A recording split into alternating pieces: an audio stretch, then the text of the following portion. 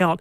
Going back under, I have trigger finger with my fingers. I have a sore back, my hips hurt, my eyesight's fading. Please. I'm 52, I can't see myself getting to 65 doing what I do. You can't beat that, Jenny Giblin. Oh, that's pretty tough. It sounds a bit like my husband. He feels a bit the same working on the farm. Indeed. And Greece, don't forget, they had the problem when they was part of the thing when the economy was running wild, Wallace, was that they had a graduated pension scheme and you retired according to how hard your job was judged. Good. So if you were a hairdresser, they said, you've been on your feet most of your life, you can retire at 55. Now, going out on past the Duchy, which reminds me, Tim Watkin is taking my place for one day only, but don't worry, I'm back on Friday. Is that wise, Wallace? Well, we'll find out, won't we? Mark Sainsbury, Jenny Giblin, kia ora to you both. I'm Wallace Chapman. Big thanks to Sam Hollis, my producer. Stay tuned to RNZ because Checkpoint with Lisa Owen is next.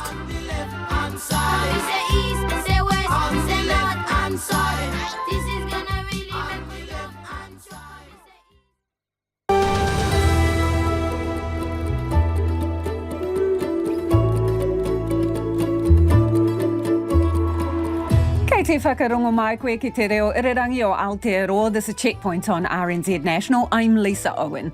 And Haere nei, out of their depths, a report into the Auckland anniversary weekend floods highlights poor comms, invisible leadership, a slow response and a system not fit for purpose. Former Police Commissioner Mike Bush did the review. He's live. Claims an intellectually disabled man's been neglected, waiting 6 months in hospital for a hip operation. Beware the booby-trapped street lamps dropping from Wellington skies. The tiny Aussie outback town looking to stir up a land stampede. Could Quilpie be your happy place? And we've got a scoop on an egg shortage that sent a Dunedin ice cream shop scrambling. You can watch us live on the RNZ website.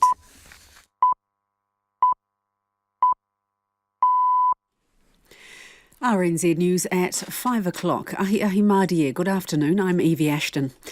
A review of Auckland Council's response to the anniversary flood in January has found that officials failed to properly communicate with the public. The former Police Commissioner Mike Bush led the review and says Auckland Council was unprepared for an emergency of that scale. He says key leaders didn't appreciate the importance of communicating with the public and it took too long to inform Aucklanders of the danger. As the night of Friday, January 27 unfolded, Aucklanders expected and needed clear and regular messaging. Aucklanders did not receive the timely communications, leadership and practical support they had the right to expect in a crisis of this magnitude. The review has 17 recommendations, but none relate to firing or punishing anyone within the council. Meanwhile, Auckland Mayor Wayne Brown says he accepts the findings of the review. He admits he dropped the ball and says he should have been more assertive in providing Aucklanders with advice and information. He says the council's preparation wasn't good enough. Mr Brown says his proposed budget will increase funding for Auckland emergency management, and he's also planning to sponsor a review of the system. Dunedin residents say it's unacceptable that people in the region are facing a long wait for cancer care because of where they live. A Health and Disability Commission investigation has found some cancer patients in the Southern Health District are being told they can't see a cancer specialist within their life expectancy. Dunedin resident Jackie says it's appalling.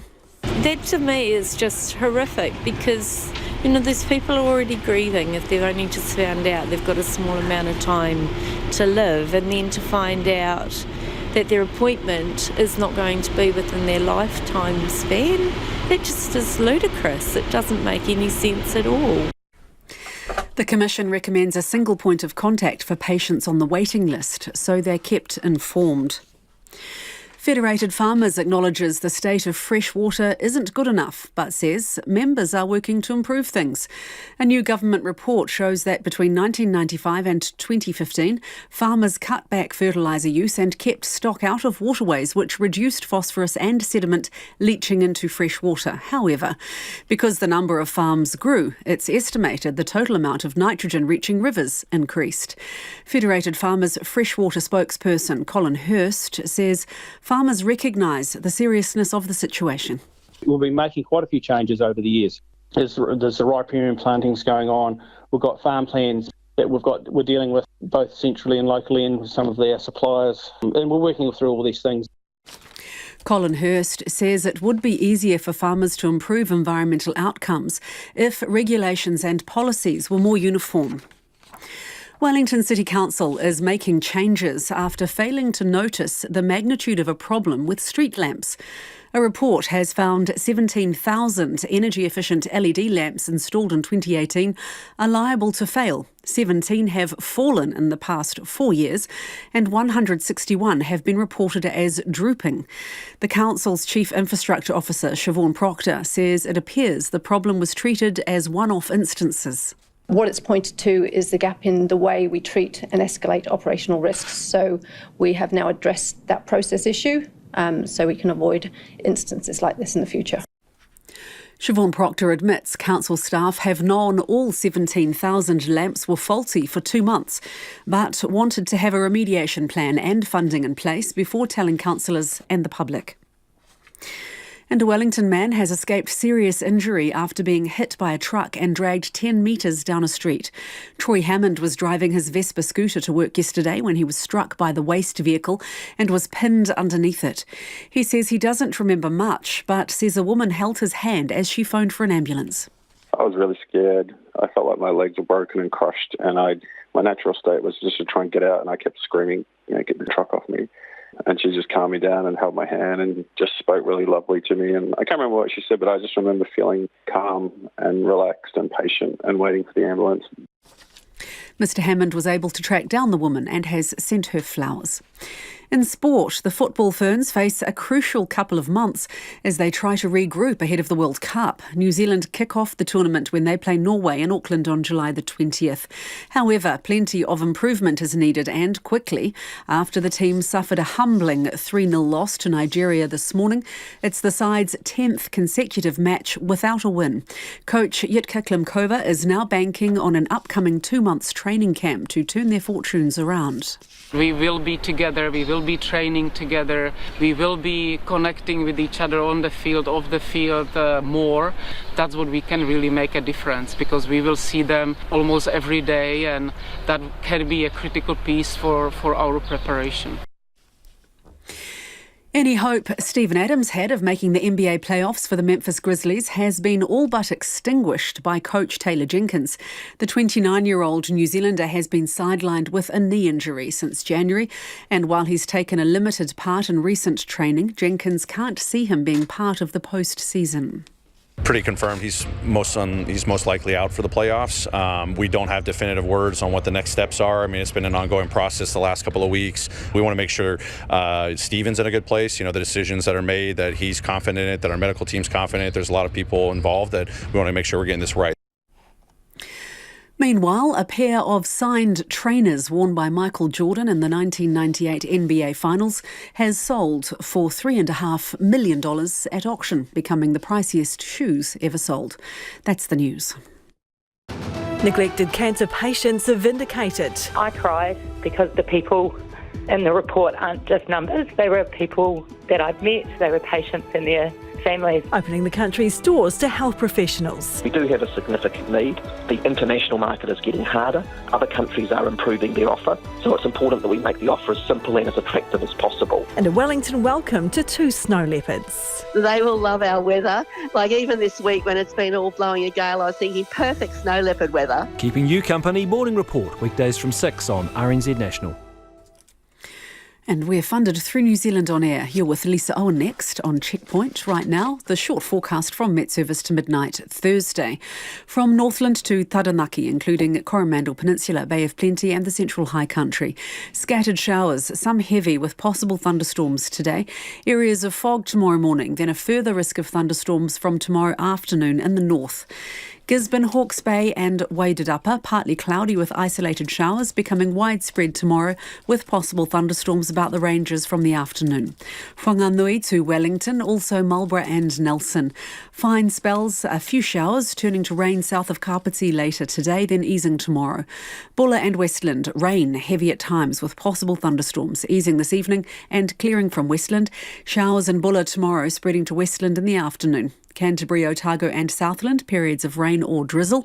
Fiordland, fine in the west, drizzle in the east. And Chatham Islands, rain with possible thunderstorms easing to a few showers this afternoon. It is coming up to 8 minutes past 5. I will have traffic news and headlines for you at 20 past 5. Nā mihi iwi, tēnā koutou katoa, no mai haere mai, ki checkpoint I tēnei rā, ko Lisa Owen tēnei. As the Auckland anniversary floods swamped the super city, its emergency management and the mayor were out of their depth dealing with the crisis. Minutes mattered, but most of the damage had been done before the incident team had even finished its first meeting, according to a new report by former Police Commissioner Mike Bush. The review concludes senior leaders didn't understand the importance of communicating with the public during a crisis. There should have been better advice and support to Mayor Wayne Brown's office. Auckland City emergency management systems are not fit for purpose, and key decision makers knew that before the fatal floods. Well, Mike Bush joins us now.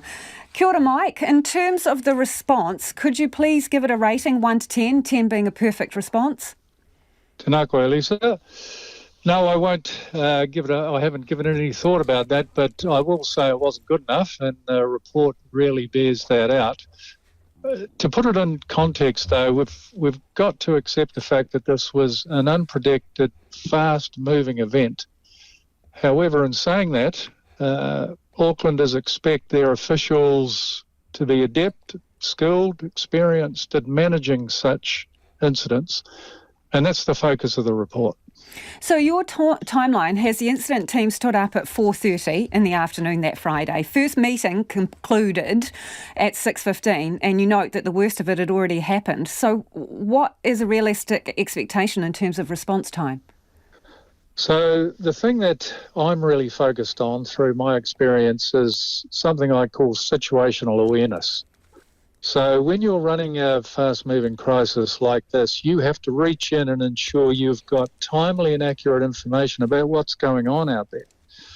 It didn't appear that those principles and processes were in place to ensure that the management team had that access to information live to do a number of things. A, to make good decisions, and B, to keep the public informed, and C, in terms of actually deciding when a declaration was appropriate.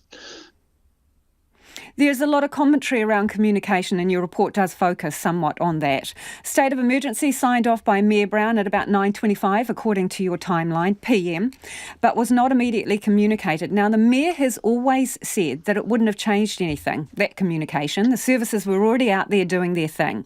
So, in your view, having conducted the report, what would the purpose have been of declaring that emergency earlier and communicating it louder?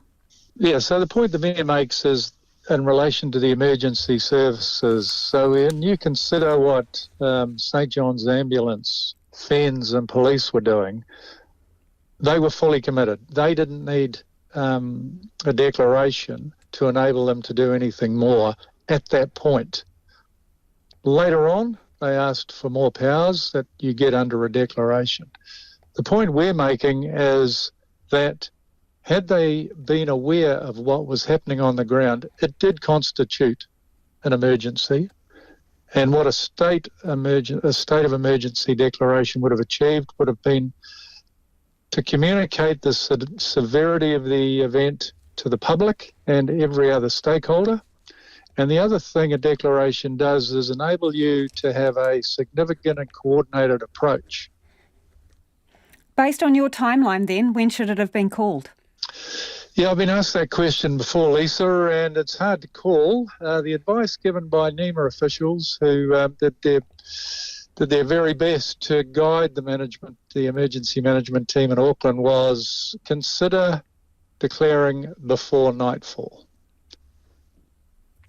Okay, senior leaders underestimated the importance of their visible leadership roles, adverse effects on communications and public confidence. You're talking about the Mayor there? Should have been front and centre more? No, we're talking about everyone. As our report says, the Mayor was in his office from 4 p.m. Yeah, but people can't see him in the office, can they, Mike? Yeah, which goes to my second point. And it's about that information. So it's very hard to front something if you don't have the information in the first place. So when I talk about situational awareness, good intelligence, real-time, accurate, if I go back to my experience in my previous job, it's really important as an official to get that information to the people who will front this to give public reassurance.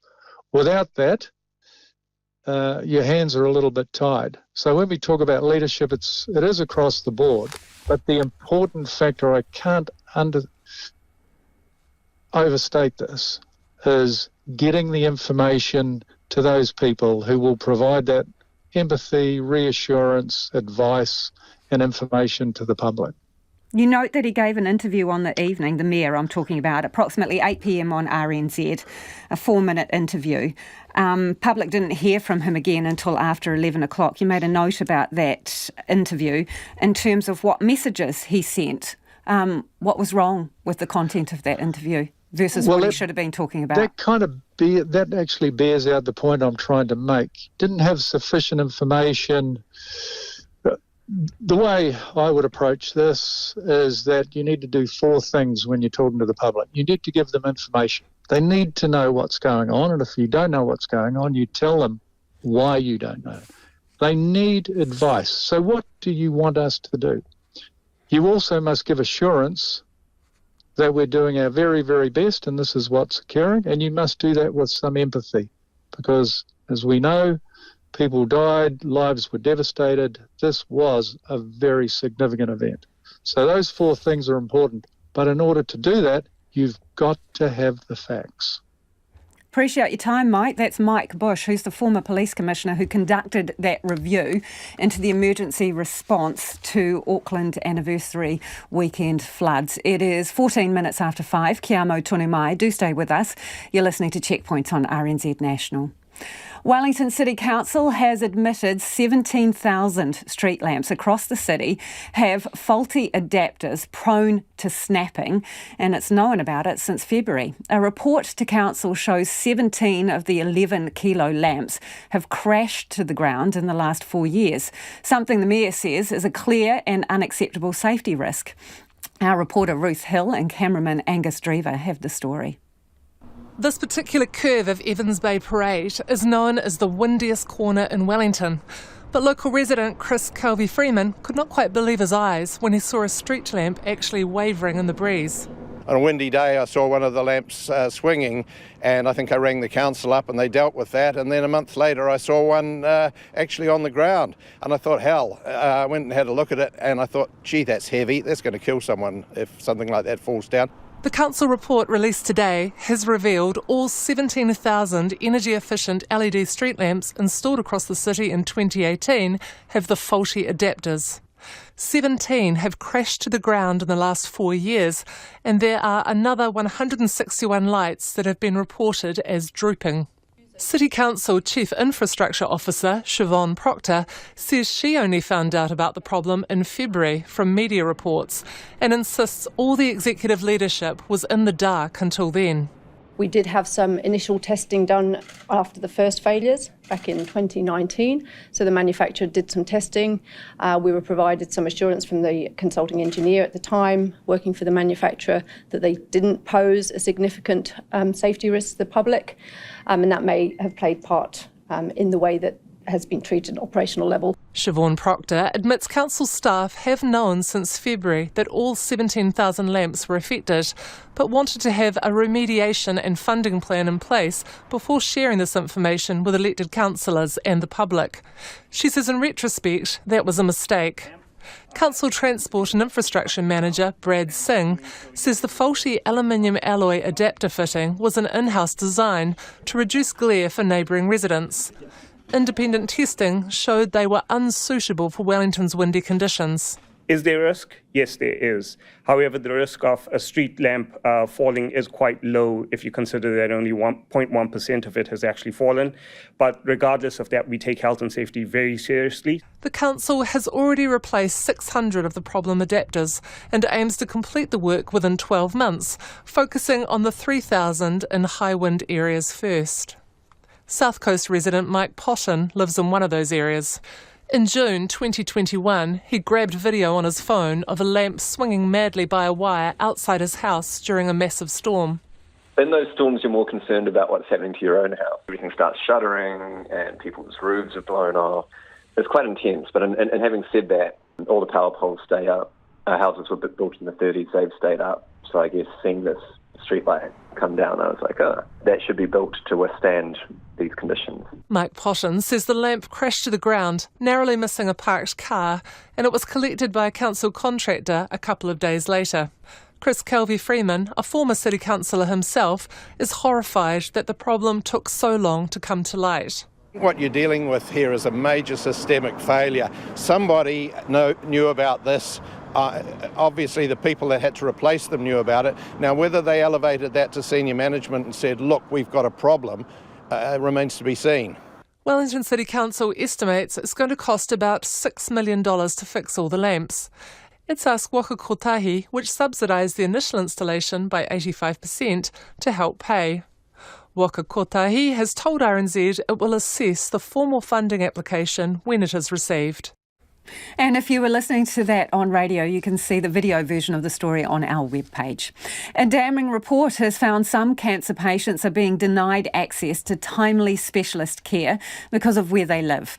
The investigation by the Health and Disability Commission detailed 6 years of delays and disruptions in the Southern District and the huge psychological toll that has had on those left waiting. Otago Southland reporter Tess Brunton has more.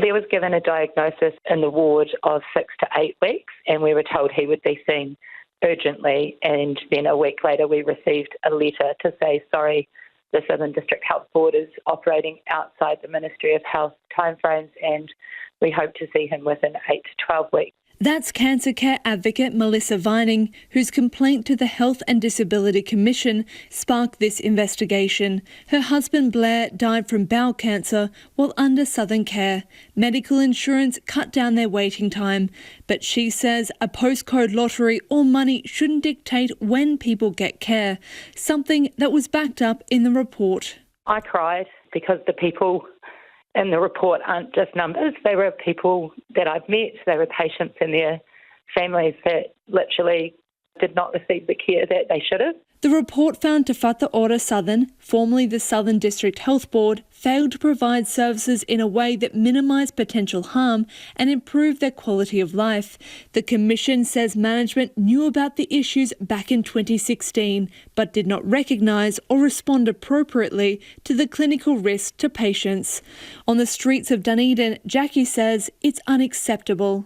That to me is just horrific because, you know, these people are already grieving if they've only just found out they've got a small amount of time to live, and then to find out that their appointment is not going to be within their lifetime span, that just is ludicrous. Alison says it's appalling to hear of cancer patients waiting so long for treatment. Cutting the costs on our new hospital here in Dunedin, I mean, you know, come on, the governments really need to step up and look at what people are going through and the care that they're getting. They're just not getting it at the moment. David says the health system is in a sorry state down south. I'm retired now, but I hope I don't have to go through anything that some of these other people have gone through in later years. Doesn't give too much confidence. South Otago resident Peter relied on his insurance when he had a health issue and says he's lucky he could do that. I think the health system's a wee bit had it in South, and most people got to go private to get anything done quickly.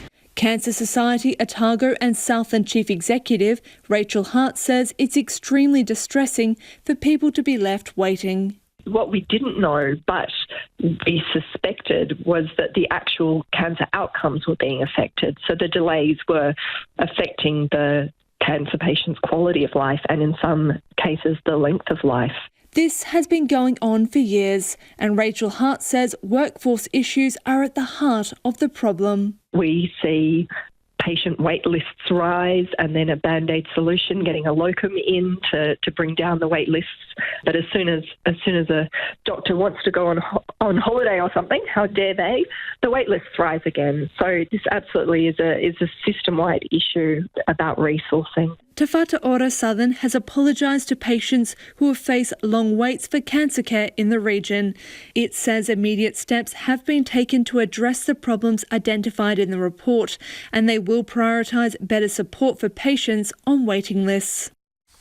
It is 23 minutes after 5 and you're with Checkpoints on RNZ National. Homai o whakaaro, we would love your feedback on anything you've heard on the program this evening. Let us know your thoughts on the postcode lottery for cancer care. Also, that report into failings in the Auckland response to the floods on the Auckland anniversary weekend, authored by the former Police Commissioner Mike Bush. They are highly critical of the council response, lack of communication and a system not fit for purpose. 2101 on text. You can tweet us at Checkpoint RNZ or the email address checkpoints@rnz.co.nz. It's time to go to the headlines. Ko Evi anō tēnei. Former Police Commissioner Mike Bush has told Checkpoint Auckland Council's response to the fatal anniversary weekend flooding was not good enough. His review into the Supercity's emergency management makes 17 recommendations. Mr Bush says getting the right information to the public is crucial. The Hawke's Bay Regional Council has released its report into the makeup of wood debris left behind after Cyclone Gabrielle. While most of the material examined at 17 sites was pine, very little was leftover material from harvesting and pruning, known as slash, which was blamed for widespread damage. Wellington City Council officials say they should have told people earlier about the risk posed by 17,000 street lamps with faulty adapters that are prone to snapping. Each lamp weighs 11 kilograms and independent testing has shown the adapters to be unsuitable for the city's windy conditions. Te Whatu Ora Southern has apologised to patients who've faced long waits for cancer care over the past 6 years. A report by the Health and Disability Commissioner found one case where a bowel cancer patient was given 6 to 8 weeks to live, but was told there could be a 12-week wait to see an oncologist. And the government has extended the Royal Commission into Abuse and Care's deadline for a second time. The high-level inquiry was due to hand over its report by June, but will now report back to the Governor-General by the end of March next year. Those are the headlines. Looking at traffic, a serious crash at Foxton has closed State Highway 1 between Paranui and Wall Roads. There's a detour in place there, and expect a few closures across Auckland's motorway network tonight, including State Highway 1 Green Lane to Mount Wellington Highway southbound from 11 p.m. Check Wakakotahi's website for all of those details. There is more traffic news and headlines for you at 5:40. Ngā mihi, Evie. And just like that, there's now 99 days to go until the FIFA Women's Football World Cup in New Zealand and Australia. But fans here may not be feeling quite as positive about things as they were a day ago. Overnight, the football Ferns crashed to a 3-0 loss to Nigeria. Sports reporter Daniel Gilhilly joins us now. Wow, Daniel, that result, bit of a setback, eh? I'm afraid setback is a very good word here, Lisa. It's an incredibly disappointing result for New Zealand, who are experiencing a lean run at exactly the wrong time, really. This was their 10th straight game without a win. They never looked like it in this friendly. It was in Turkey overnight against a Nigerian side who are ranked 42nd in the world, so that's well below New Zealand. It's come 4 days after a very encouraging 1-1 draw with Iceland, who are a very strong side. In that game, New Zealand scored their first goal in 8 games, and there was some suggestion that maybe they were turning the corner, but it seems not. I mean, the real shame of all this is if we had a strong football Ferns side that was really firing, that in itself could create some real momentum and generate additional interest ahead of the World Cup and really get something going. We're seeing that happening right now over in Australia, which of course is co-hosting the tournament with New Zealand.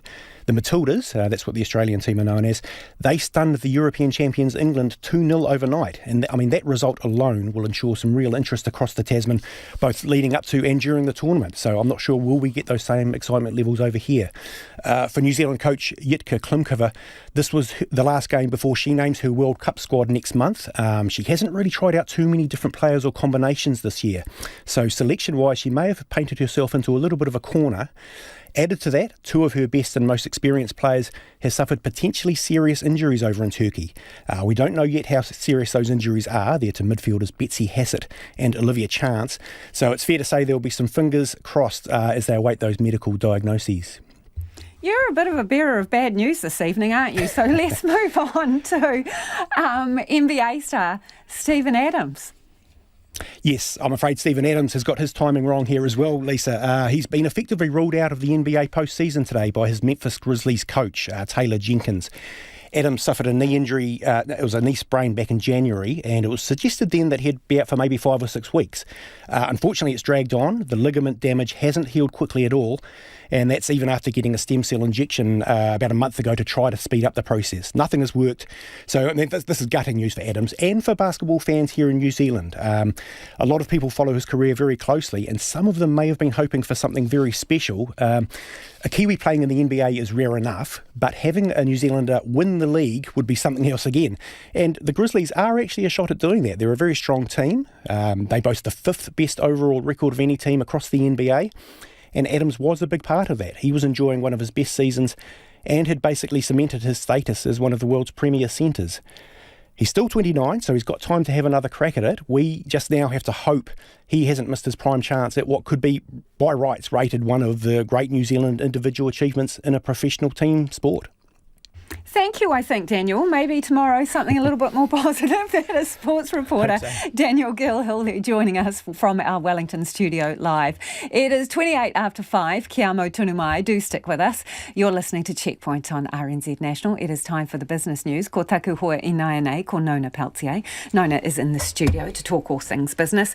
Let's start with a study by the Retirement Commission that indicates people are willing to make trade-offs to keep the retirement age at 65. What have they got and what are they willing to trade? Well, they're ready to trade their tax dollars. They're willing to pay a little bit more now to keep that age of retirement at 65 and keep it without being means tested. That's something they don't want, and they also want to keep the age at 65. I thought that was quite interesting that they took this survey and compared it back to another one they did in 2014 to see what differences there were. And there's more acceptability now for people retiring at 65. So more people want to hold that line there. And I think maybe that's because we have an aging population. Time moves on. So if they said they're willing to stump up more tax? Yeah. So pay a little bit more now to guarantee, I guess. Mm-hmm. But also, the super fund, they're very supportive of that. One of the things I found interesting in looking at the report was that people are feeling less confident now about their ability, financial ability to retire than they did back in 2014, 15% different. That says that people are maybe falling behind in their savings or failing to maybe meet the marks that they had set out for themselves as they get closer to retirement.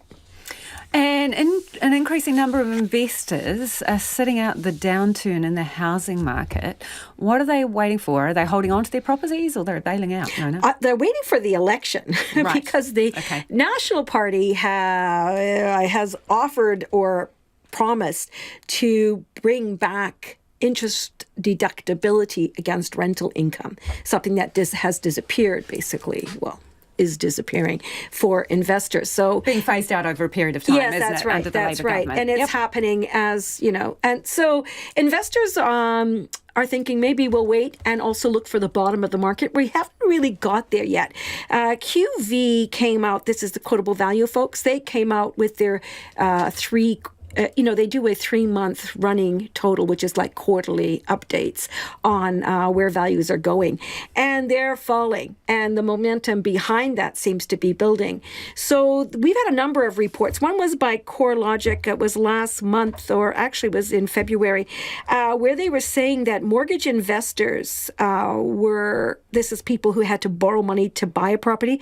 They were at all-time lows of 21%. And that cashed-up investors, these are people that could buy with cash, were at 15%, which was a record for them as well. But what we're seeing now is that investors are taking a break from the market, but they're not the only ones. And that's why the downturn in the housing market was the largest fall in more than 15 years, and that's for the 3 months ended in March. So there was a 3.9% drop. And house prices overall, the national average is just over 900,000 now. And that compares with, say, about a year ago when it was over 1 million. So we have seen big, big shifts in the national average. It's not over yet. The forecast is for more falls ahead. And so investors are sitting back, waiting for better days. Should we take a spin through the markets, please, Nona? Well, let's do that. So the NZX Top 50 Index ended up 0.33%. It was a gain of 44 points to 11,918. The New Zealand dollar is a little bit weaker, 62 US cents, 92.9 Australian, and 49.9 British pence. So drop below the 50 It has. And part of that is that overnight we're going to be hearing from the US stats on their inflation data. People are really anxious about that. It's going to determine which way the wind blows in terms of where the US Federal Reserve is going. That is always a prime motivator behind the movement in our dollar. So tomorrow could be a completely different story. Thank you, Nona. Ka kite, Nona Peltier there with Business News. The family of a man with an intellectual disability say he's been neglected while waiting 6 months in hospital for a hip operation, and they fear he may even die there. Pukekohe man Arthur Brown, who is 58, was admitted to Middlemore Hospital in October, but his hip replacement surgery was delayed after he showed signs of an infection. And the operation has not happened since.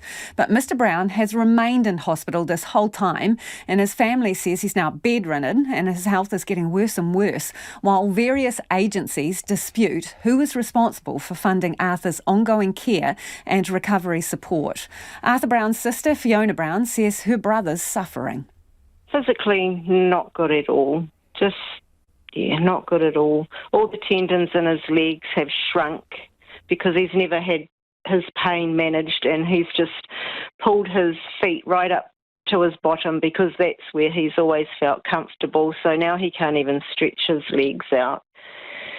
Mentally, we have moments where we're actually like he's still there, you know. He'll say something funny, or he'll just start laughing or singing along to the radio, and you think, oh, you know, he's still there, and he's coping not too bad, has his moments. What does he say, Fiona, about wanting to leave hospital? Every morning, as soon as his eyes are open. I go home today, I pack my bag, and I go home, pack my bag. Every morning. Yeah, he's just over it. So how long has he been waiting for a hip operation? Since the 13th of October, he came into hospital. So he went from walking to not walking in 4 weeks. He had an x-ray in Pukekohe Hospital, and they said he had extremely bad osteoarthritis and brought him straight in. And during the OBS for pre-surgery, his inflammation markers were found to be raised, signifying an infection. And they spent like 6 weeks chasing this infection and running tests and x-rays and never found anything. And we just kept going, just do it, just do the hip. They took some fluid off his hip thinking it was that, like that was surgery for him. And no, it wasn't that. They never ever found it. And for 6 months, he's just been waiting, Fiona, to get this surgery that he went in for initially. Yes. And then he ended up with this huge pressure wound. Just lack of care, it's been a nightmare. What sort of care has he been getting while you've been waiting? That's why we're always here. We're always here because we just can't trust the hospital. They're all understaffed here.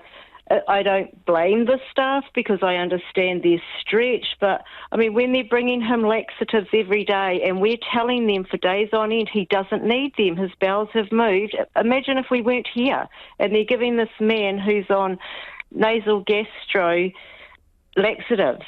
He would have probably died because he just has no weight. I think last weigh 2 days ago he was 45 kgs. But what do you think he was, Fiona, when he went in, weight-wise? He was 68 kgs when he went in.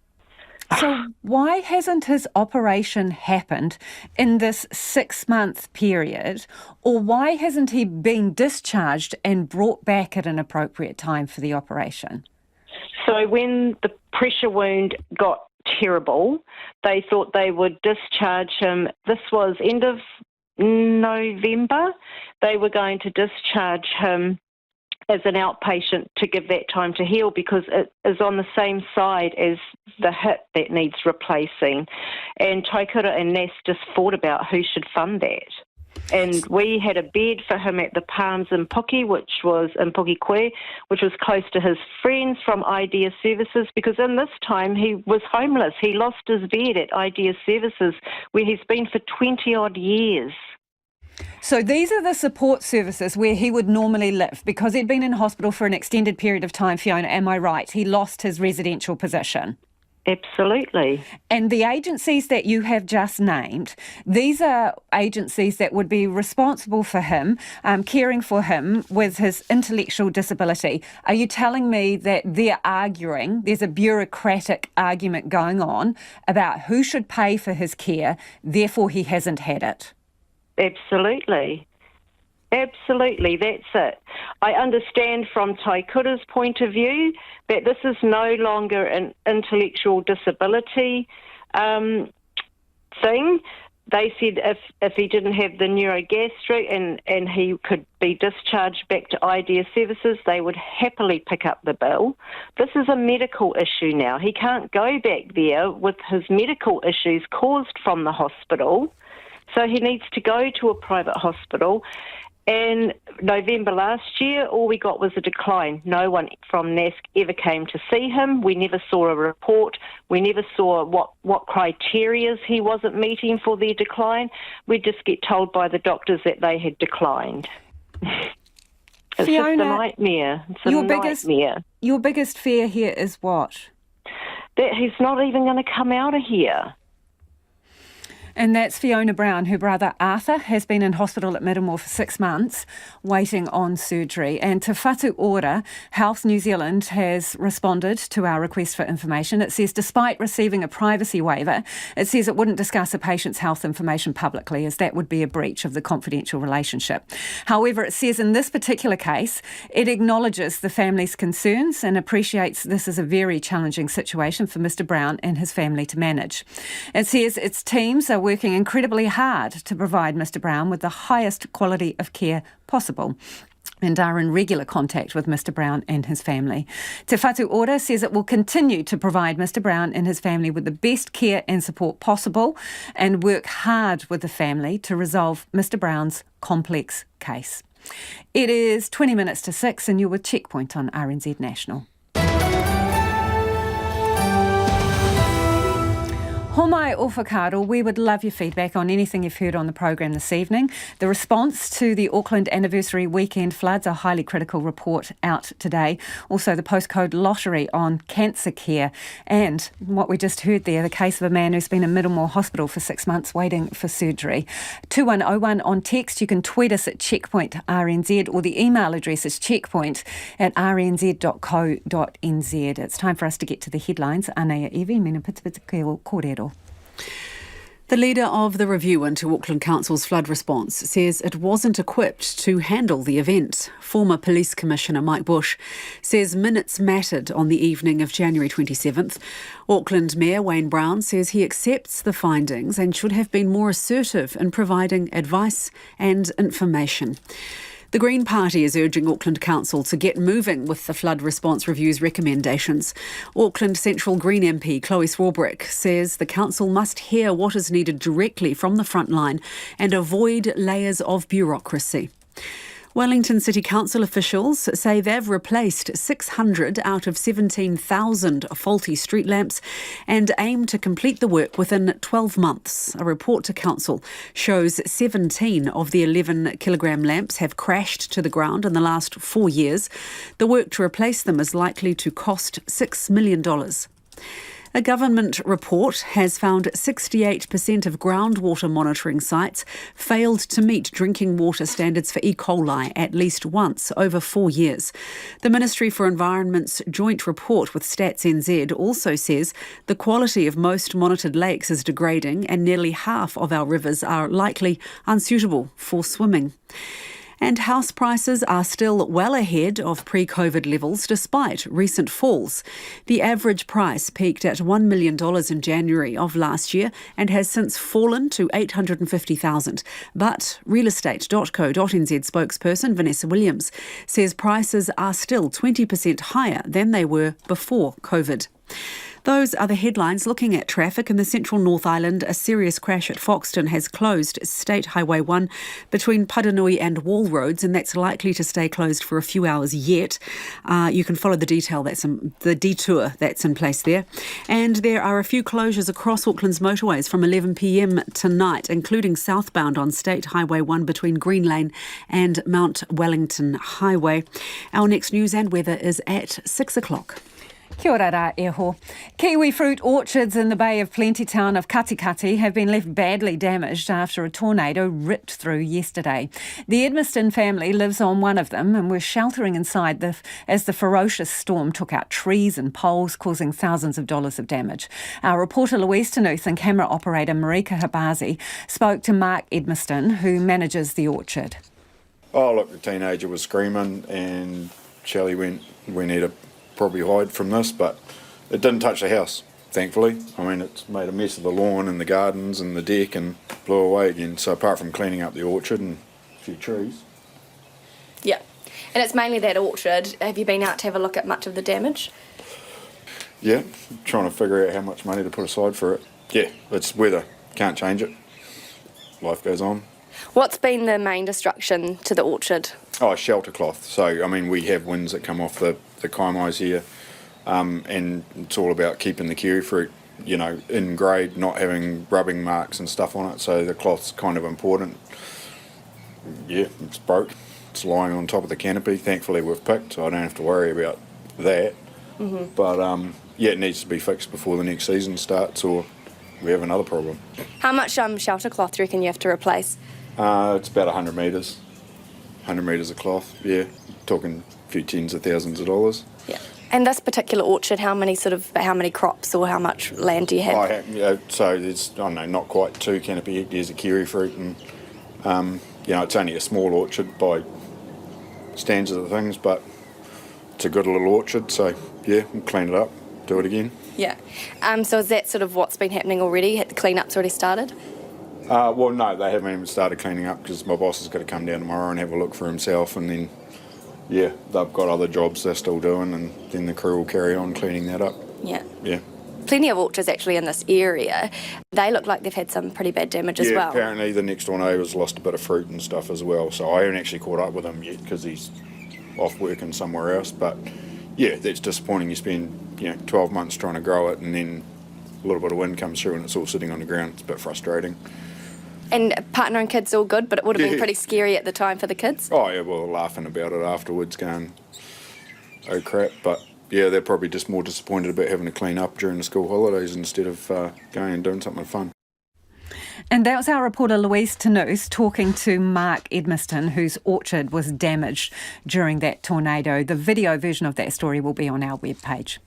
Groundwater sites failing drinking water standards, lakes reaching breaking point and more nitrates entering rivers, not to mention climate change. The country's freshwater is in dire straits, according to a new government report. The Ministry for Environment and Stats NZ released the report today, which looks at the pressures on freshwater around the Motu. Environment reporter Neva Chittick has more.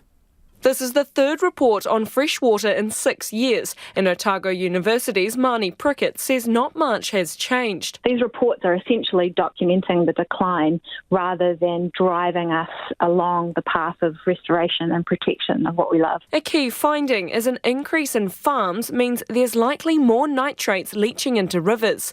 Dr. Tim Chambers from the university's Public Health Department says this poses a problem for drinking water. Around half the monitored sites were either getting worse or were showing no change, and that 1 in 5 of these sites would be failing the drinking water standards. There was a town in Waimati that was unable to drink drinking water because it breached the nitrate standard last year, and now they're having to undergo quite expensive treatment for that. Dr. Chambers says 17 breaches of safe nitrate levels were reported from private water supplies last year, and those are just the ones choosing to be tested.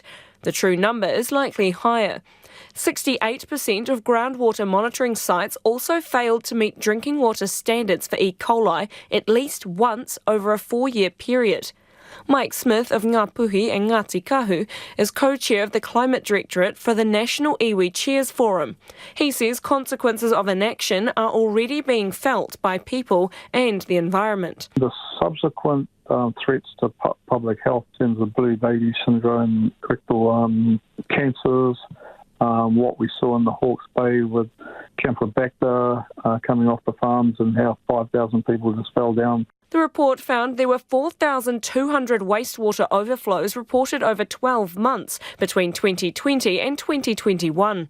Mr. Smith says action needs to be taken to address the pressures instead of writing endless reports. If the average New Zealander could see just the carnage that's going on in our water space, people would really understand the depth and the need to clean this up, because we're in the early stages of climate crisis, as we can all see it's happening around us.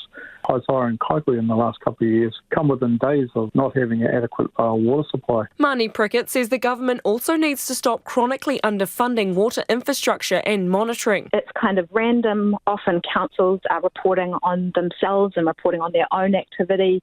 They've got a whole lot of different political motivations for why they might monitor somewhere and not monitor somewhere else.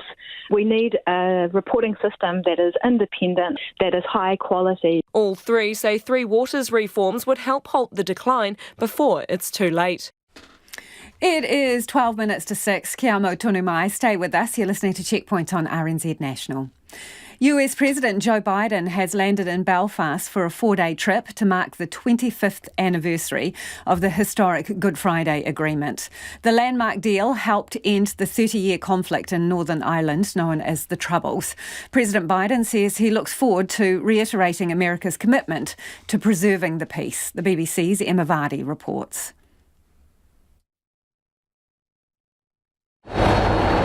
Air Force One arrives at Belfast International and Northern Ireland's first presidential visit in 10 years is underway. Time for a short hello with Rishi Sunak on the tarmac before the president was whisked away for the night. A ring of steel is in place in Belfast city centre, in what is one of the biggest security operations here of recent years. We've been planning for this for a number of weeks. We've prepared for all the various contingencies.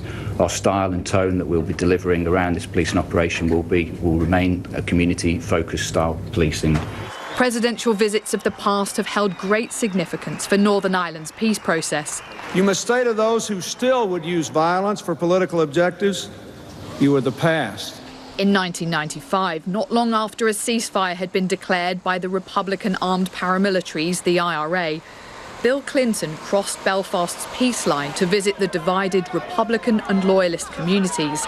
And on Belfast's Falls Road came a historic moment. The first public handshake between a US president and the leader of what many still believe to be the political wing of the IRA.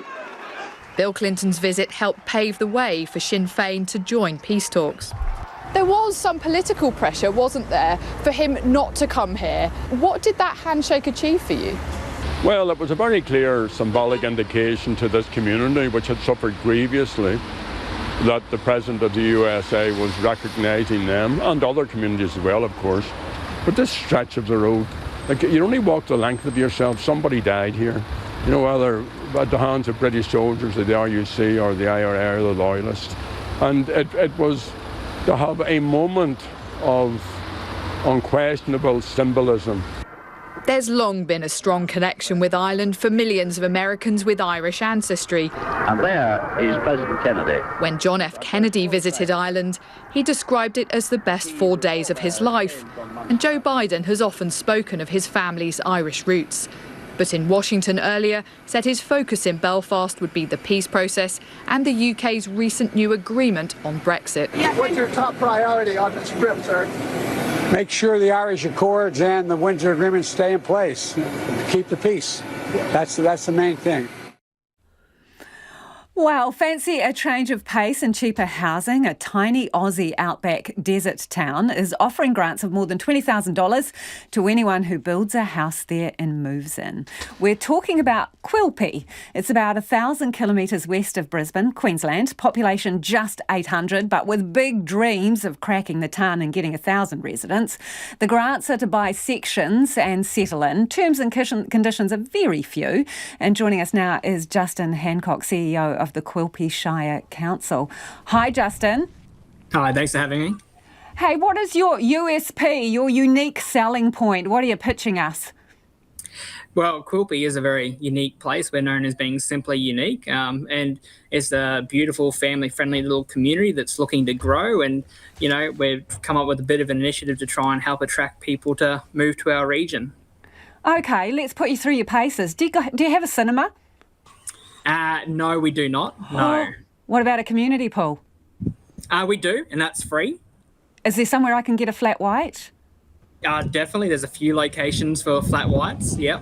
What do you do for fun in Quilpie? There's plenty to do here for fun. We've got a lot of community activities and sports, but I challenge everyone to try and find a free weekend. It's often, people have too much on and too many things to do, and they struggle to choose what they're going to go to and miss out on.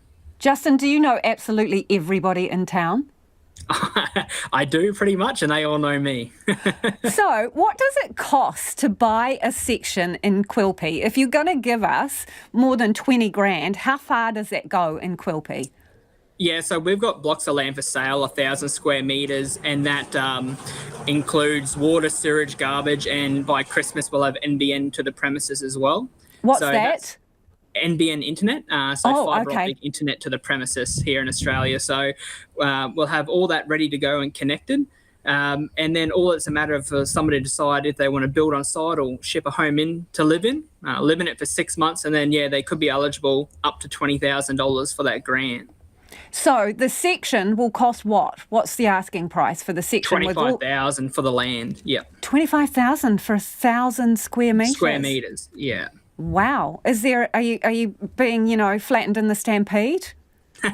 We have.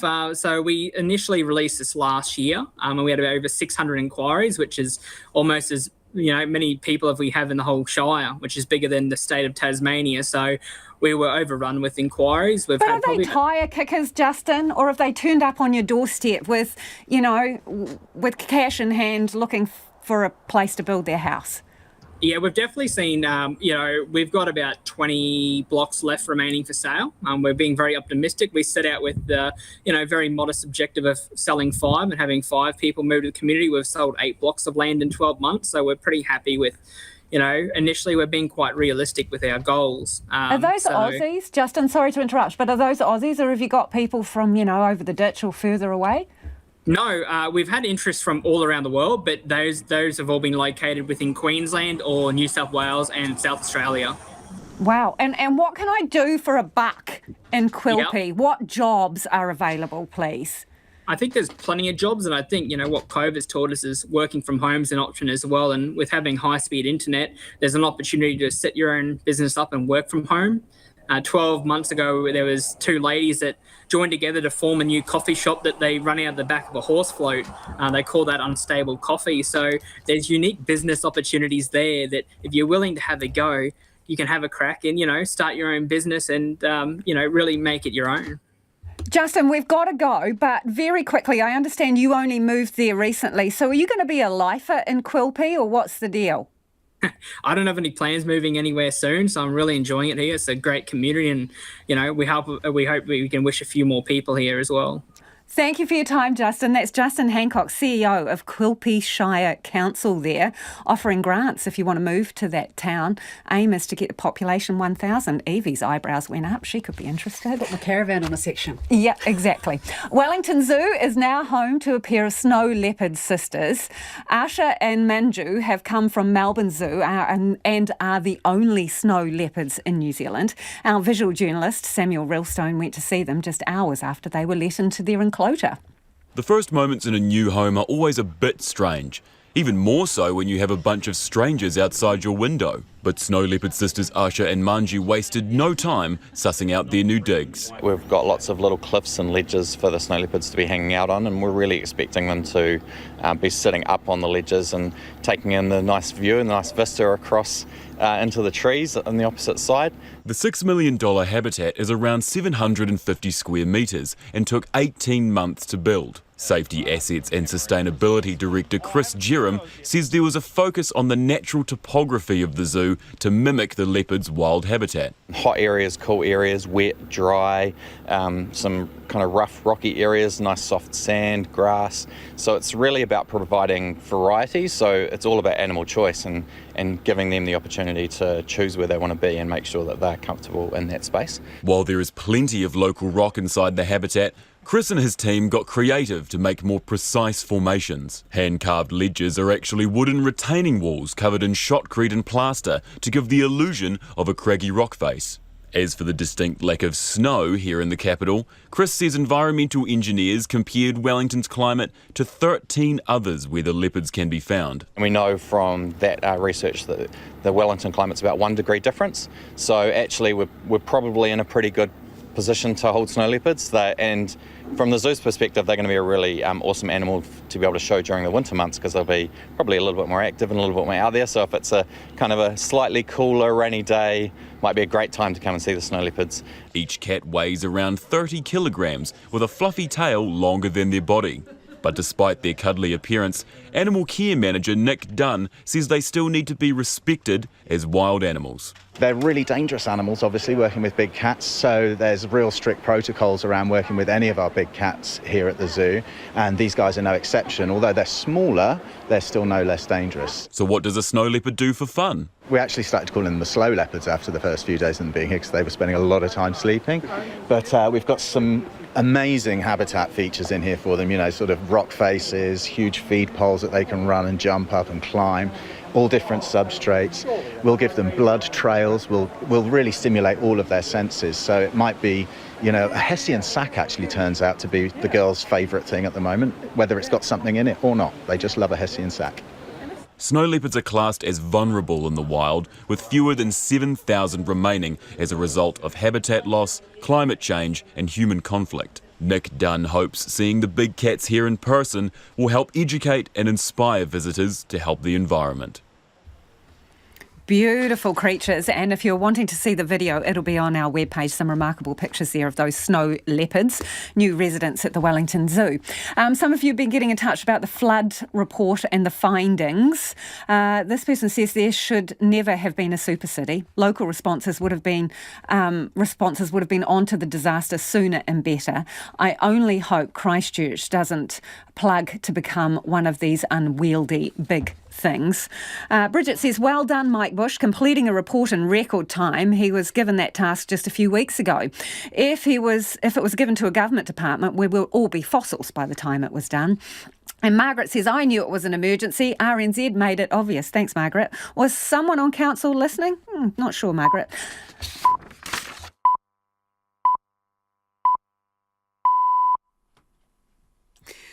RNZ News at 6 o'clock. Ngā mihi o te pō. Good evening. I'm Evie Ashton. A review into Auckland Council's flood response has found the council wasn't equipped to handle the record deluge on anniversary weekend. Former Police Commissioner Mike Bush says minutes mattered on the evening of Friday, January the 27th, when floods swept through much of the city. He told Checkpoint that the emergency response wasn't good enough. Aucklanders expect their officials to be adept, skilled, experienced at managing such incidents. When you're running a fast-moving crisis like this, you have to reach in and ensure you've got timely and accurate information about what's going on out there. It didn't appear that the management team had that. Mike Bush says Mayor Wayne Brown should have declared a state of emergency before nightfall. 4 people died in the floods. Meanwhile, Auckland Mayor Wayne Brown admits he dropped the ball and says the council's preparation wasn't good enough.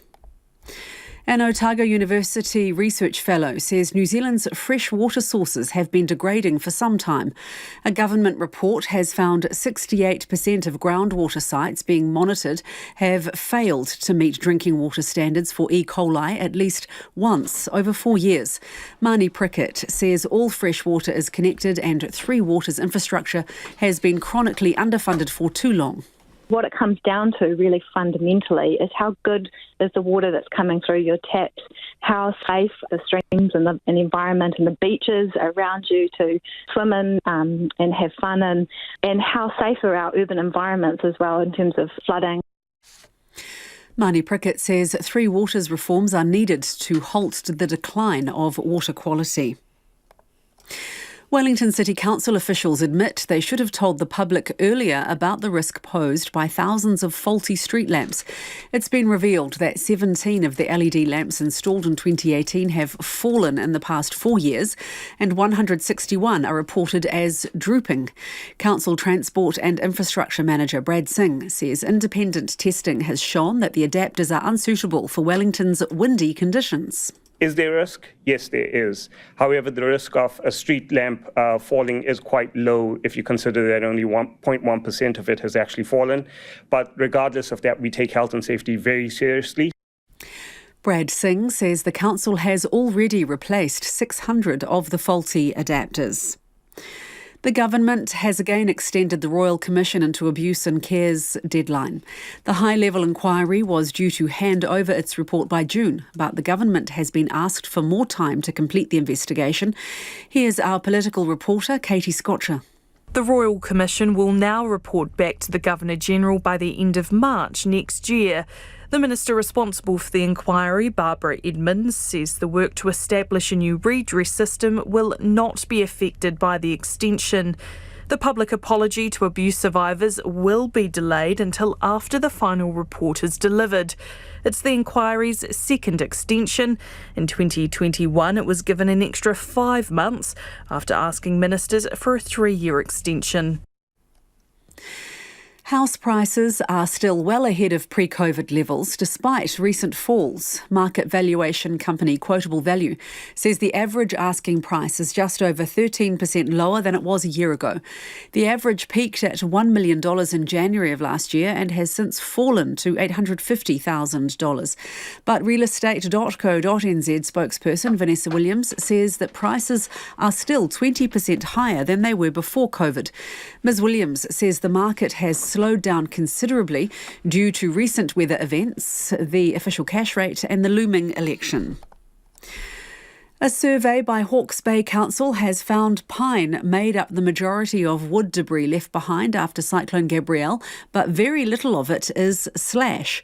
The Hawke's Bay Regional Council has released its report into the makeup of wood debris that damaged bridges and littered flooded areas and beaches after Cyclone Gabrielle. Hamish Cardwell has more.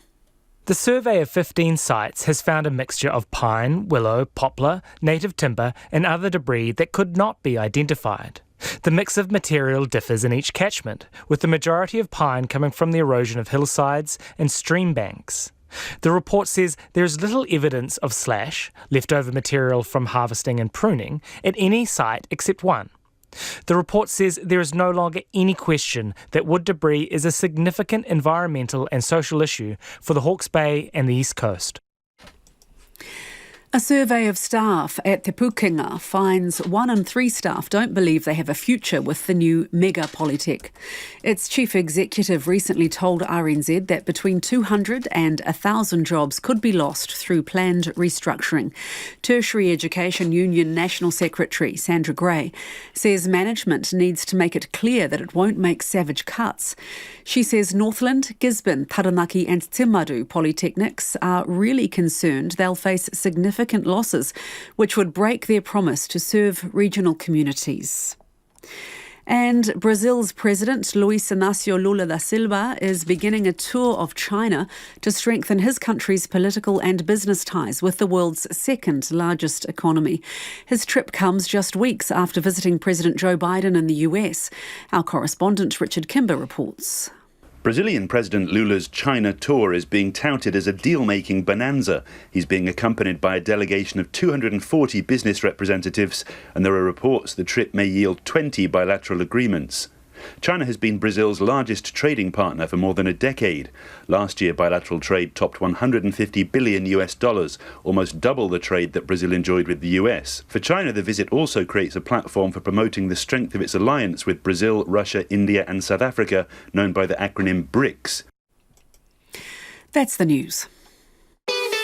Today on Afternoons, it's me, Charlotte Ryan, filling in for Jessie Mulligan. We go back to the first Coast to Coast, which took place in 1983, with veteran sports broadcaster Brian Ashby. We play the music game Link 3, where we play you 3 songs and you guess the link. And we have Mary Holm in the Auckland studio to talk about how many New Zealanders don't know what to do if they were treated unfairly by a financial services provider. Join me, Charlotte Ryan, from 1pm here on RNZ National. Kei te whakaronga mai koe ki te reo irirangi o Aotearoa. You are with Lisa Owen next on Checkpoint. Right now, the short forecast from Met Service to midnight Thursday. From Northland to Taranaki, including Coromandel Peninsula, Bay of Plenty and the Central High Country. Scattered showers, some heavy with possible thunderstorms today. Areas of fog tomorrow morning, then a further risk of thunderstorms from tomorrow afternoon in the north. Gisborne, Hawke's Bay and Wairarapa, partly cloudy with isolated showers. Becoming widespread tomorrow with possible thunderstorms about the ranges from the afternoon. From Whanganui to Wellington, also Marlborough and Nelson. Fine spells, a few showers, turning to rain south of Kapiti later today, then easing tomorrow. Bulla and Westland, rain, heavy at times with possible thunderstorms. Easing this evening and clearing from Westland. Showers in Bulla tomorrow, spreading to Westland in the afternoon. Canterbury, Otago and Southland, periods of rain or drizzle. Fiordland, fine in the west, drizzle in the east. And for Dekohu, Chatham Islands, rain with possible thunderstorms, easing to a few showers this afternoon. The time is 8 minutes past 6. Our next news headlines are at 6:30. Nā mihi Evie, no mai hoki mai. This is Checkpoint, ko Lisa Owen tēnei. A warning, the teacher shortage could get worse still as some schools block book relievers months in advance and others are simply leaving the profession. Ministry of Education figures reveal there are 3,000 fewer relief teachers now compared to a decade ago. The New Zealand Educational Institute, Te Rehu Roa, says there needs to be a complete review of the relief teaching workforce. NZEI President Mark Potter joins us now. Kia ora, Mark. How much pressure is there on relievers? Kia ora, Lisa. Thanks for having me on. There's a lot of pressure on relief teachers. There's a lot of demand out there, and there just aren't enough of them to go around. So their workforce stretched very, very thin. Workforce of increasing value, but they're not being valued by the way we currently fund and resource the system. A few things there. How competitive is it? If they're getting fewer by the minute, how competitive is it for schools who want to secure them? Well, what schools are doing is they're coming up with different ways of trying to make sure they've got a stock of or a stable of relief teachers. So there are some that are booking well in advance, up to at least a term or nearly 2 terms, just to make sure they have got somebody there. They can always change what they've got them for, but it means that they definitely have that person. It's a bit of a joke. There's principals watch each other sideways now to make sure that they're not helping themselves to your relievers, but that's showing just how few relievers there are out there. In terms of valuing them, when you say we don't value them enough, what is the issue? Well, as a group, they have become more and more of a specialist teacher now. It's gone the days when just used to be a retired teacher would come in and help out when someone was sick. We now need far more teachers on a part-time casualised basis, and that takes quite a skilled person to do that.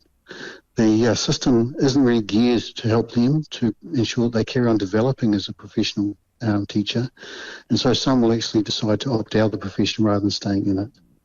So what happens if a school can't get anyone? Well, what you're finding is in some schools, they are doubling up classes. Teachers are splitting up children across several classes. They're suspending normal class routines in order just to maintain that number of children. And in some cases, they just have no option. They're actually rostering children home. And what about pay for relievers? Well, there's a bit of an issue there too, because within the pay structure there are caps on relievers, particularly in kindergarten as well as primary, as to how much they can earn. And so that becomes a bit of a barrier for them, seeing as a long-term option for them as a career. So what do you need to do to get more of them then? Well, what we need to do is actually look at the entire teacher workforce. We did put out a report called Puaotanga, which was very well received, and that showed that we need to have a better plan for the entire teaching workforce, because it's like a giant ecosystem. So it's not just one group that may be in trouble. If one group is in trouble, they all are. So a better recruitment, better retention, and that comes through better pay and conditions, and also how we support and develop the teachers within the profession as well.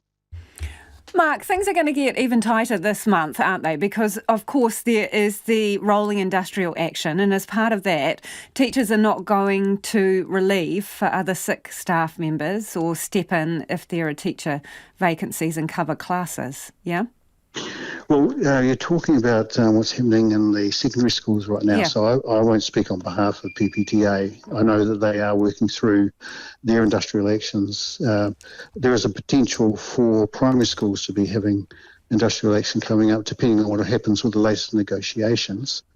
But any kind of disruption doesn't help at the best of times. The teaching profession is stretched thin anyway, and what COVID has done is just put more pressure in there. If there's sick leave going on, that's more pressure. If there are more demands for new curriculum development, that's more pressure, and the system isn't really set up to cope with it. Appreciate your time this evening. That's Mark Potter, who's the NZEI president there, talking about relief teachers and the pressure on that workforce. Next, another scoop on the egg shortage. Dunedin ice cream shops had to stop making its custom waffle cones because it can't get enough eggs. Paddy's and Cream churns through hundreds of eggs a week, egg whites to be specific, making the cones and specialty tacos. They pipe ice cream into these tacos. Yum. Business owner Olive Tabor explains that there's been a crack in the supply chain. We go through about between 1,000 to 1,500 eggs every week, and we actually get them as just egg whites. So we're using them to make the waffle batter for our cones, for all our ice cream cones and our taco shells. So we're not hand splitting eggs. We used to do that, but those days are gone since we got a little bit bigger. What's happened to the supply then of the egg whites? It's just disappeared. Like, we've been waiting for multiple weeks now for egg whites to arrive, and we've been 3 weeks since we last had a delivery of the pouches of egg whites that we get to make the cones with. So it's been a lot of calls. What have you had to do then to fill the gap?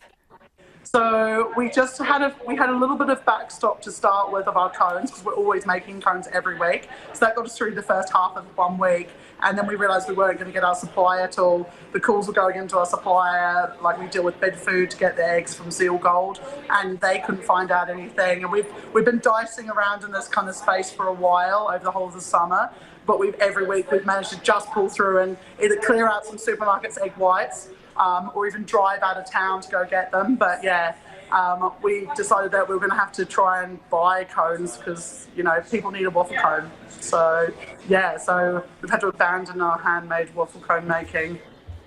Because I understand it's kind of legendary. That's how you coax them in, the smell of said waffle cone cooking. Yeah. Well, we opened a diner in the central part of Dunedin back in September, and I actually had installed a custom-made extraction hood just to suck that smell out onto the road, so that as people are walking past, we're making the cones in the window. So it's a critical part of the business, and it's iconic. Sneaky. Hey, and sourcing cones, I understand you had a bit of a difficulty. You kind of got down to kid-size cones for ice creams, store-bought, but I imagine the engineering of that with the weight of an adult, I don't know, double scooper doesn't really work out. Yeah, we're scooping up ice creams at St Clair, and then you're trying to put 3 scoops of ice cream on a cone and hand it to someone. And, it's actually true, Dunedin does have hot days, so, it was melting really quickly. and people give me a strange looks, like, where's my normal beautiful hand-rolled waffle cone? So then we we've been buying ones from Countdown that are like a little bit like ours, but they're not ours, obviously. So I've cleared all the Countdowns in Dunedin and Mosgiel of all those cones now. People know me when I go into the supermarket that I'm looking for cones or egg whites. That's pretty much my MO at the moment. Is your problem solved? Can you find egg whites? As of yesterday, due to the ODT article and some people thinking on our behalf, we had someone suggest that we should contact Cow's Pavlovits. So Cow's are a Pavlova company here in Dunedin. We don't know those guys personally at all. So we actually went down there this morning and approached, they said, yeah, come down. We get 1 ton of egg whites at a time. So they temporarily are helping supply us some egg whites because they have their big tons of egg whites at a time. So yeah, so we might be back into comb production for next week now. Which will be fantastic. So what's happened to the price of eggs during this time as well, given you use so many? Yeah, it's gone really,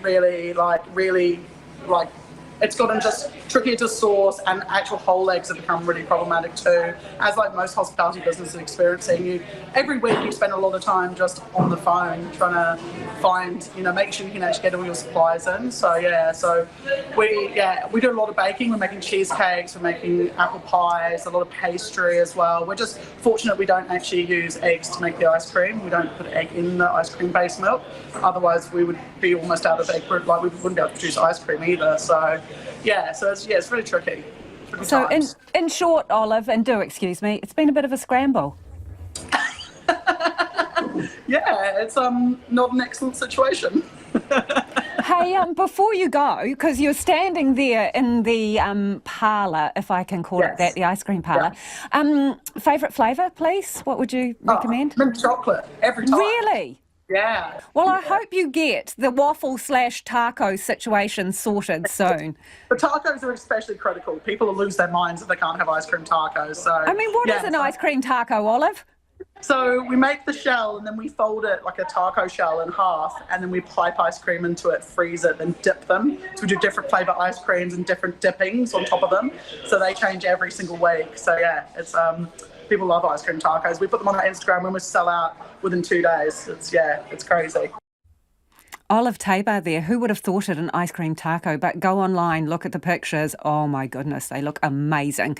18 minutes after 6 and you're with Checkpoint on RNZ National. The major leak of highly classified Pentagon documents contains information suggesting the US is pessimistic that Ukraine can quickly end the war against Russia.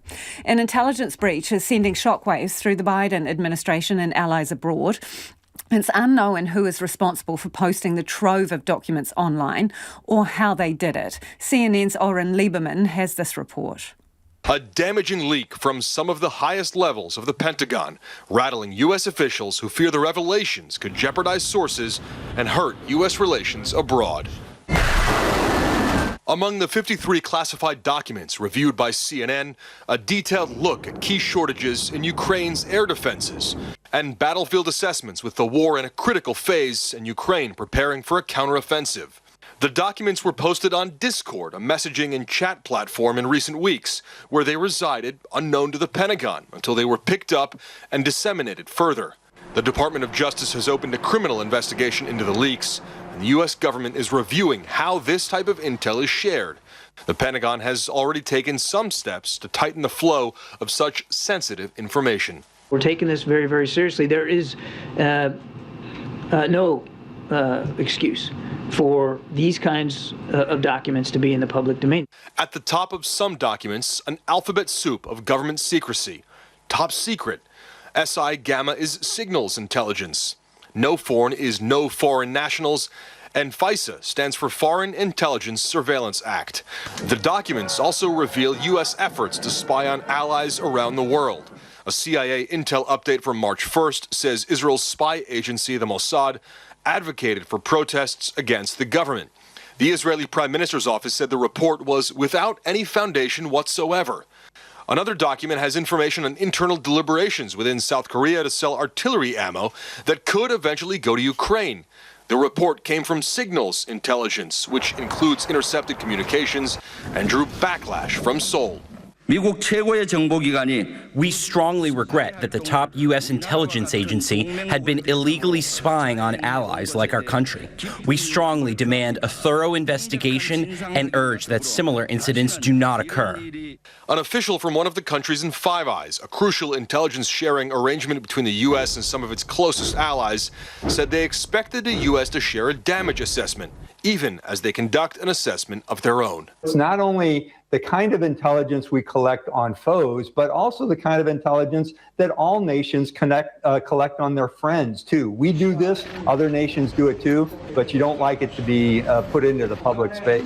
On the diplomatic front, it'll be Deputy Secretary of State Wendy Sherman who will smooth things over with allies and partners if that's needed. Meanwhile, the Pentagon hasn't named who will lead the interagency on this end to make sure this sort of damaging leak doesn't happen again and to get a better control, a tighter control, if you will, of this sort of sensitive information. But a crucial open question, are there more documents that have already leaked or that could leak?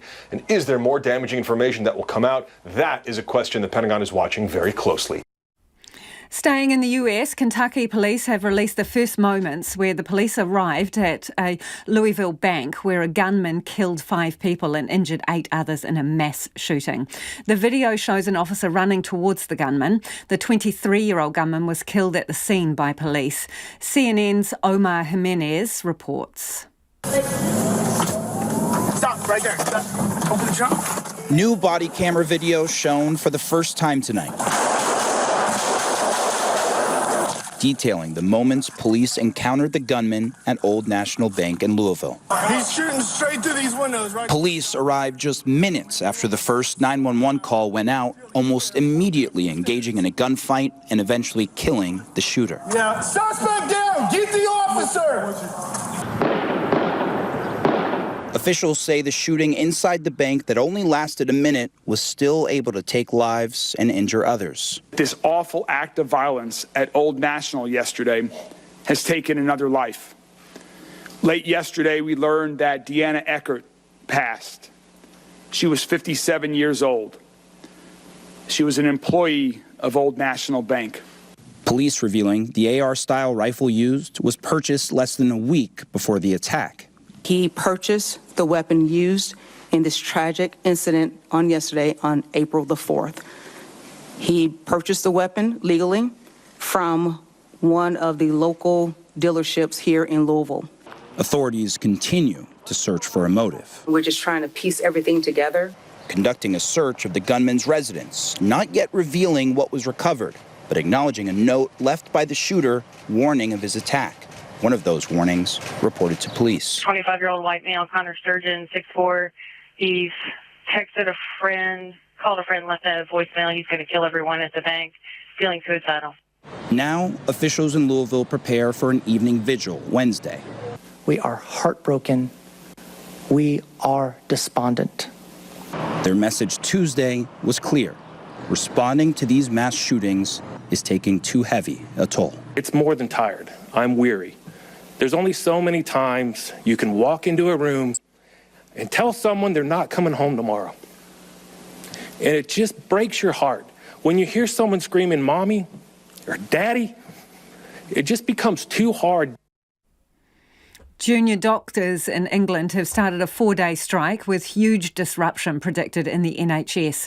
They're demanding a 35% pay rise. The government says it's unrealistic. Last year, the World Health Organization talked of a ticking time bomb for health staff across Europe, pointing to pay conditions and post-pandemic burnout. There have already been strikes in France, Spain and Belgium.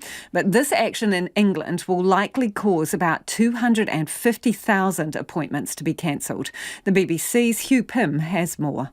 Overworked, underpaid, overworked, underpaid. Junior doctors on the picket line at Milton Keynes University Hospital. What do we want? Pay restoration. The strike said to be the most disruptive so far. No junior doctor cuts. So why are they out for a second time this year? Do you know, it's a really difficult decision as a junior doctor to strike, and I've actually felt a lot of agony about deciding, as have many of my colleagues. But at the end of the day, we have had significant pay degradation.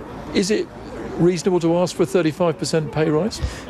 I support all of my colleagues in the health sector who are striking for pay increases. My wife's a nurse, and so between the two of us, our real terms pay is being degraded amongst two salaries. We need to find some space for you. At the same hospital in November, here's what we saw. A crowded corridor with ambulance staff waiting to hand over patients at A&E. And here's what it looked like this morning, everything a lot quieter. Some patients possibly staying away, knowing there was a strike on. The hospital says consultants have stepped in, some cancelling their leave. We have the rotas covered over the next 4 days. Obviously, for any unexpected sickness or if any major event happens, then we will have to make sure that we're able to cope with that. And I have to be honest and say that things are quite tight. Emergency care has been maintained, but it's a different story for non-urgent treatment. Usually here in outpatients, every seat is occupied, but today very few are. The hospital has cancelled more than 200 appointments, and that's just for 1 day of this strike. The operation was due to take place on the 14th.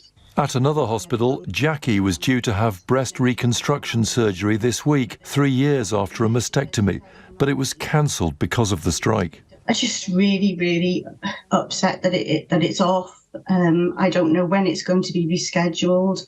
I've got a husband who's also now being diagnosed with cancer, who is also going to have chemotherapy, and I needed that operation to go ahead so that I can look after him.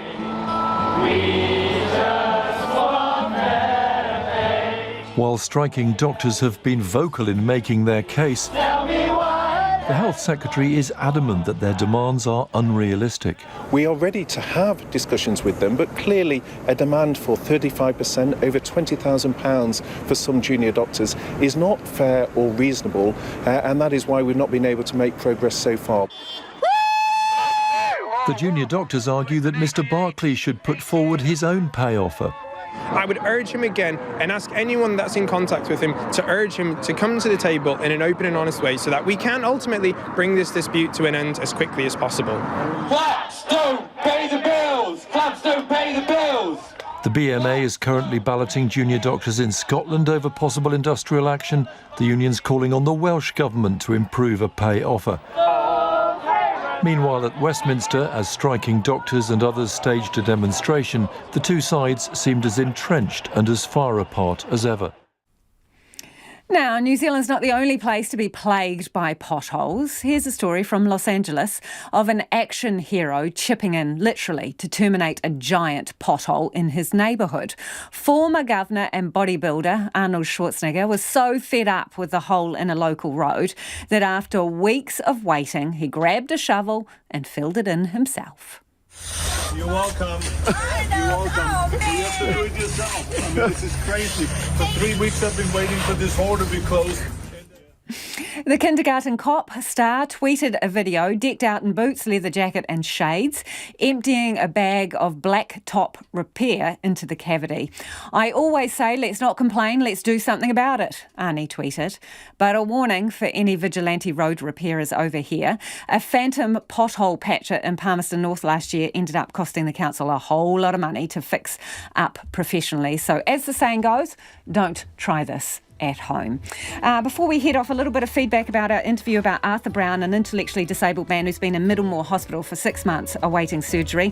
This one sums up your general feeling. Mr Brown's heartbreaking case. What struck me was the Te Whatu Order statement. Classic PR BS.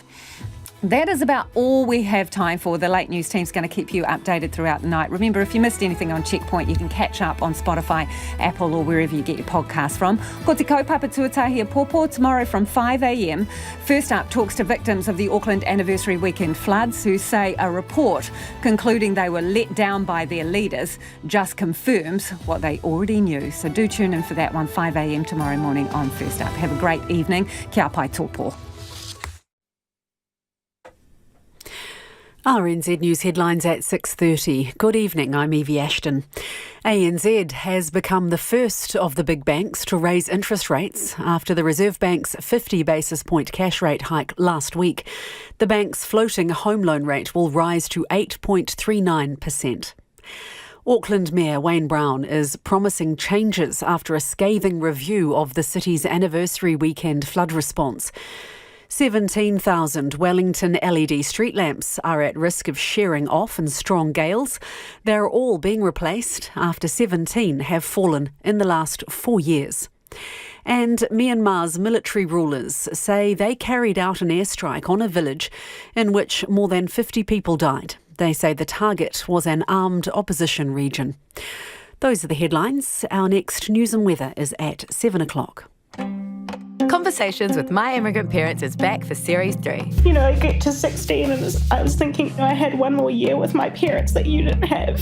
I personally didn't know that I wasn't straight till I was like 18. The biggest thing is just to have you as a dad there all the time.